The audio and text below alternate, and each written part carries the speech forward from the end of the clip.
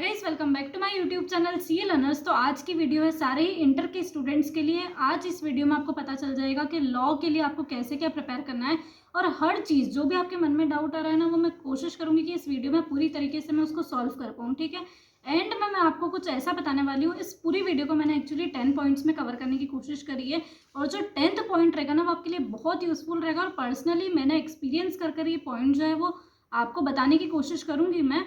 तो आगे आप वीडियो में देखना कि क्या होता है। ठीक है, सबसे फर्स्ट चीज़, हमको बिल्कुल भी अकाउंट्स का पेपर कैसा गया है क्या है बिल्कुल सोचना ही नहीं। आपको इस तरीके से बिहेव करना है कि आप कोई पेपर देकर भी आए हो, कुछ भी नहीं सोचना है अच्छा गया बुरा गया कुछ भी नहीं। ठीक है, स्टार्ट करते हैं हमारा सीधा कि हमको कैसे क्या प्लान करना है। अब लॉ के लिए हमारा दिन, सबसे फर्स्ट आपको क्या करना है, मैं आप सीक्वेंस बता देती हूँ कि आज आपको क्या करना है। दो चीज़ें रहती है, कंपनी लॉ रहता है और अदर लॉस रहता है। अदर लॉस रहता है 40 नंबर के। तो आज के दिन हमको कोशिश करनी है कि जो 40 नंबर है ना, इसमें से हम एटलीस्ट 30 to 35 नंबर तक यहाँ पर ही सिक्योर कर सके।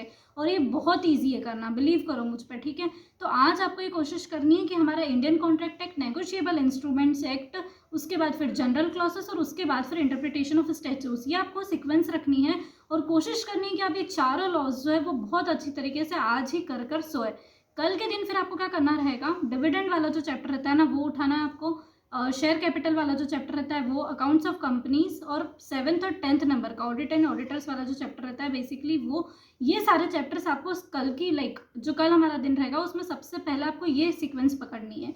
स्टार्टिंग के चैप्टर्स अभी आप नहीं करोगे, इन चैप्टर्स के बाद आप करोगे फर्स्ट सेकंड थर्ड वाला जो चैप्टर है, इनकॉर्पोरेशन वगैरह और वो वाला जो चैप्टर वो आप बाद में करोगे। क्यों, उसका कुछ कारण है कि वो चैप्टर्स आप स्टार्टिंग में रहते हैं ना, तो उस पर हमारी अच्छी कमांड हो जाती है, मतलब बार बार हम करते रहते हैं। और ये चैप्टर्स पर आपकी अच्छी कमांड है तो आप बाद में भी कर लोगे ना, तो आपको कोई दिक्कत नहीं आएगी। और अगर आपने इस तरीके से मैंने आपका स्केड्यूल प्लान करा है कि ये आज जो आप कर लोगे अदर लॉस और कल जो आप स्टार्टिंग के डे में कर लोगे, तो यहाँ पर ही आपके 60 to 65 नंबर आसानी से कवर हो जाएंगे। तो आप ऑलमोस्ट एक स्ट्रेस फ्री सिचुएशन में रहोगे कि यार जो भी हो चलो हमने 60 या 65 नंबर यहाँ पर सिक्योर कर लिए हैं ऑलरेडी। ठीक है, फिर सेकेंड चीज़ हमारे मन में जो आता है कि हमको आंसर वहाँ पर लिखना कैसे है। तो आंसर लिखने के लिए मैं आपको सब पार्ट्स बता देती हूँ और उसकी हेडिंग्स बता देती हूँ किस पैटर्न में आपका जो आंसर है वो दिखना चाहिए एग्जाम में। सबसे फर्स्ट पैराग्राफ में आपको लिखना है इंट्रोडक्शन, क्योंकि देखो जो क्वेश्चंस है ना वो केस बेस्ड आने वाले हैं, कोई डायरेक्ट क्वेश्चंस आपको पूछने वाला नहीं है। एडवांटेजेस डिसएडवांटेजेस जैसा लॉ में कुछ होता नहीं है, तो इसीलिए ये जो पैटर्न है इसको फॉलो करना बहुत ज़रूरी होता है। तो सबसे फर्स्ट आपको लिखना है इंट्रोडक्शन। सेकंड आपको लिखना है फैक्ट्स ऑफ द केस, मतलब facts of the question basically, कि क्वेश्चन में क्या दे रखा है और उस पूरे बड़े क्वेश्चन में आपको कौन कौन से पॉइंट है जो कि आंसर को गेन करने में या फिर आंसर को समझने में आपकी हेल्प कर रहे हैं। वो क्वेश्चंस या वो क्वेश्चंस में से वो पॉइंट्स उठाकर आपको क्या लिखना है, अपने आंसर में फिट करना है, जिसका हेडिंग क्या रहेगी, facts of the cases. Third आपको लिखना है लॉ प्लस केस, मतलब यहाँ पर आपको कनेक्ट करना है कि कैसे आपका जो ये जो क्वेश्चंस है कैसे आपके आंसर से कनेक्टेड है, कैसे उस लॉ के प्रोविजन से कनेक्टेड है, वो आपको लिखना है। ठीक है, नेक्स्ट आपको लिखना है कंक्लूजन। कंक्लूजन बहुत ही शॉर्ट, सिंपल और क्रिस्प रहना चाहिए। ठीक है, तो ये आपका पैटर्न आपको फॉलो कर एग्जाम में चलना है। नेक्स्ट हमारे मन में क्वेरी आती है कि सेक्शन नंबर्स वगैरह का क्या करना है, क्योंकि बहुत लोड रहता है कि सेक्शन नंबर है, सब सेक्शन है, प्रोविजन है, फलाना ढिमकाना चीज़ें हो गई है, क्लॉसेस सब क्लॉसेस, तो क्या करना है। तो सबसे बढ़िया एक बात बताऊं, अगर नहीं याद है ना तो कोई लोड मत लो, बिल्कुल लिखने की ज़रूरत नहीं है। मैंने एक क्लॉज भी नहीं लिखा था, एक सेक्शन भी नहीं लिखा था एग्जाम में, और मेरे कोई नंबर नहीं कटे थे।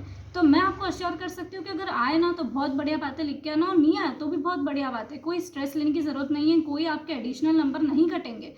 और अगर कट भी जाते हैं एक्सट्रीम सिचुएशन में, अगर कट भी जाते हैं तो हाफ मार्क्स से ज़्यादा आपका नहीं कटेगा। ठीक है, देन हम बात करते हैं कि क्या मतलब एग्ज़ाम के लिए हमको रिटर्न प्रैक्टिस करनी चाहिए क्वेश्चंस की, या फिर हम ओरल प्रैक्टिस करें, या फिर अगर बोल बोल के भी याद कर लेंगे तो कैसा क्या पढ़ने का क्या तरीका रखना है। उसके लिए आप सबसे पहले ये समझ जाओ कि मैंने तो कोई रिटर्न प्रैक्टिस एग्जाम के टाइम पे नहीं करी थी। 1.5 डेज रहते हैं ना, ऑलरेडी बहुत कम रहते हैं इतना सारा मटेरियल याद करने के लिए। आपको जो है, अगर आप रिटर्न प्रैक्टिस अगर पहले कर ली होगी तो ठीक है, वरना हमने पहले भी कर रखी है ना, तो अभी रिटर्न प्रैक्टिस करने का तो मेरे हिसाब से टाइम नहीं रहता। आप बोल बोल के देख लो, अगर आप बोल पा रहे हो ना तो आप लिख भी पाओगे एग्जाम में। और हमने ऑलरेडी आपने एमटीपी वगैरह या एक एटलीस्ट एक क्वेश्चन पेपर तो सॉल्व करा ही होगा ना एग्जाम से पहले, तो वो इनफ है, उससे ज़्यादा आपको करने की बिल्कुल भी ज़रूरत अभी फ़िलहाल में तो नहीं है।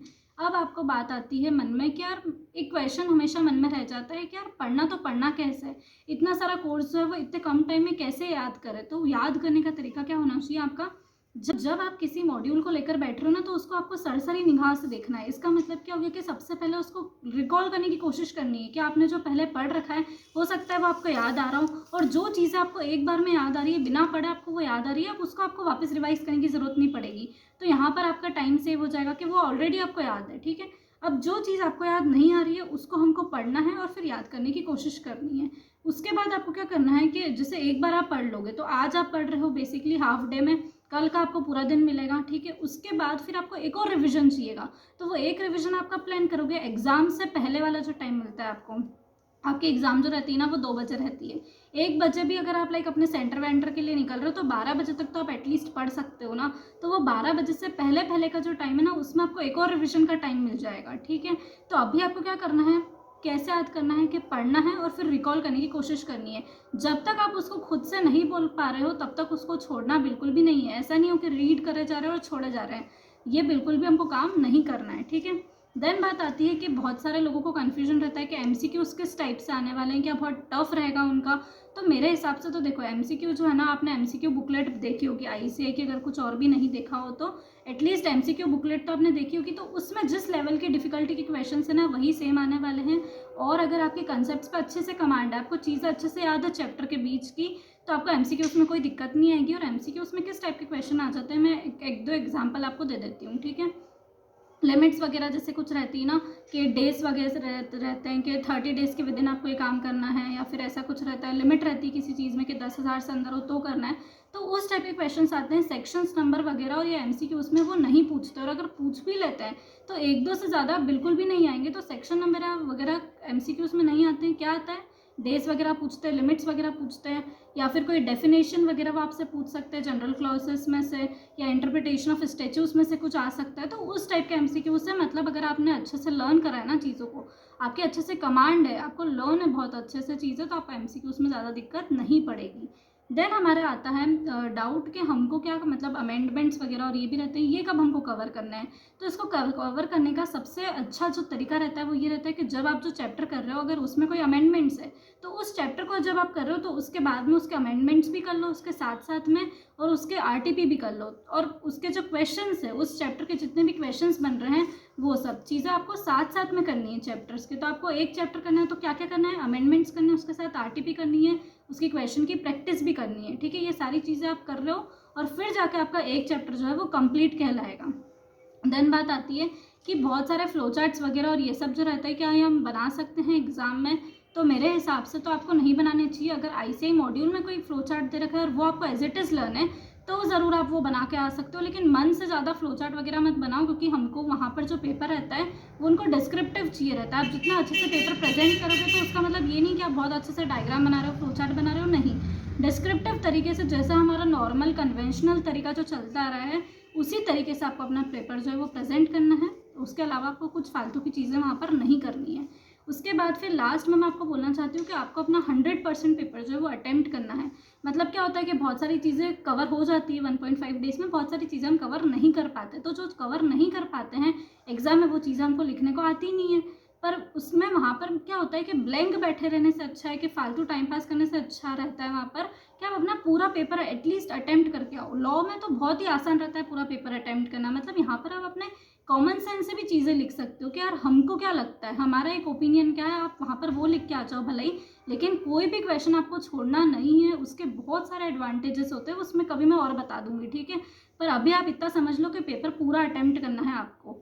लास्ट में मैं जो ट्रिक की बात कर रही थी, जो चीज़ मैं आपको बताने वाली थी, वो ये है कि देखो, लॉ में मैंने जहाँ तक ऑब्जर्व करा है अपने एक्सपीरियंस से, मुझे ऐसा लगता है कि लॉ में जो आईसीआई मेट में एग्जाम्पल्स रहते हैं बीच बीच में, जो इलस्ट्रेशंस दिए हुए रहते हैं छोटे, लाइक ABCD, लाइक वो वाले एग्जाम्पल्स कि उन्होंने ऐसा करा ये करा, उसमें से वो क्वेश्चन फॉर्म करते हैं। वो जो 2-3 लाइन के एग्जाम्पल्स रहते हैं ना, वो क्या करेंगे कि आप लाइक एक पूरा पेज है, ठीक है, फालतू की चीज़ें लिखी हुई, और वो 2-3 लाइन एज इट इज़ आपको उस क्वेश्चन के अंदर मिल जाएगी।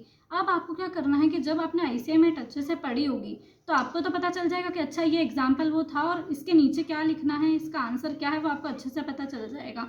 तो ये चीज़ आप बहुत अच्छे से ध्यान रखो कि जो भी एग्जाम्पल से इलस्ट्रेशंस आपको दिख रहे हैं आईसीआई मेट में, उसको अच्छे से पढ़ो। हम उसको इग्नोर कर देते, तो उसको इग्नोर बिल्कुल भी नहीं करना है, उसको अच्छे से पढ़ना है, क्योंकि वही चीज़ आपको एग्जाम में दिखने वाली है। मैंने तो मेरे अटेम्प्ट में तो 2-3 क्वेश्चन इस टाइप के थे, ऐसा है कि वहाँ से क्वेश्चंस जो है वो मेरे हिसाब से तो डेफिनेटली 1 या 2 क्वेश्चन तो हर अटेम्प्ट में आते ही है, तो ये बहुत अच्छा एडवांटेज हो जाता है हमारे लिए, ठीक है। तो इस पर बेसिकली मतलब बहुत अच्छे से आपको ध्यान देना है।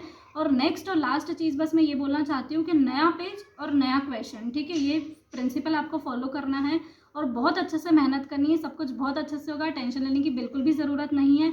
मैंने अपने हिसाब से जितने भी आपके पॉइंट्स लाइक डाउट्स आ सकते थे वो सब मैंने कवर करने की कोशिश करी है। उसके बाद भी अगर आपका कोई डाउट रह गया हो तो आप मुझसे डेफिनेटली कमेंट सेक्शन में पूछ सकते हो, इंस्टा पर पूछ सकते हो। जितनी जल्दी होगा मैं उतनी जल्दी आपको रिप्लाई करने की कोशिश पूरी करूंगी। और अगर वीडियो पसंद आई हो तो वीडियो को लाइक करना ना भूलें, चैनल को सब्सक्राइब करना ना भूलें, क्योंकि आगे और हर सब्जेक्ट की ऐसी वीडियोज़ जो है वो आती रहेगी। तो उसके लिए आपको चैनल को सब्सक्राइब भी करना होगा और नोटिफिकेशन बेल को प्रेस भी करना पड़ेगा, यानी कि मेरी वीडियोज़ खुद आप तक आ जाए और आपको मेरी वीडियोज़ ढूंढने की कोई ज़रूरत नहीं पड़े, ठीक है। सो बाय।